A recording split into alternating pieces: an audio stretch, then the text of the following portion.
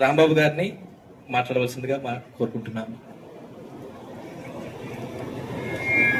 అందరికీ నమస్కారం.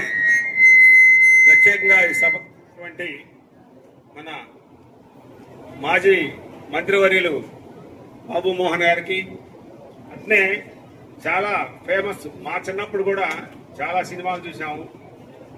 అలాంటి సినీ నటి, గొప్ప సినీ నటి కవిత గారికి, అట్లే ఇక్కడ వచ్చినటువంటి మా సోదర సమానులు, ఆయన చాలా పెద్ద ఆఫీసరు,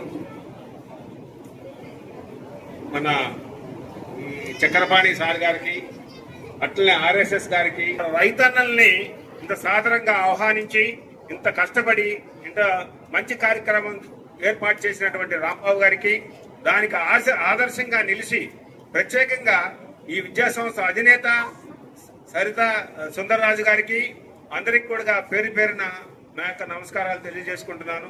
అంతేకాకుండా ఈ యొక్క సంస్థ చక్కని కార్యక్రమాలు చేసుకుంటూ ఇలాంటి మంచి మంచి పనుల్ని ముందుకు తీసుకుంటూ ఈ దేశానికి వెన్నెముక అయినటువంటి ఈ రైతన్నల్ని ఇంకా ముందుకు నడిపించాలని, వాళ్ళకి నడిపిస్తేనే ఈ దేశానికి చాలా మంచి జరుగుతుందని కూడా కోరుకుంటూ, అలాంటి మంచి జరగాలని మన చక్రపాణి సార్ లాంటి వాళ్ళని కూడా సహాయ సహకారాలు తీసుకుని ముందుకు నడపాలని పేర్కొంటూ, ఇక్కడికి వచ్చినటువంటి ప్రతి ఒక్కరికి రైతానికి మనస్ఫూర్తిగా అందరికీ నమస్కారాలు తెలుసుకుంటూ సెలవు తీసుకుంటున్నాను. ధన్యవాదాలు. Thank you so much sir.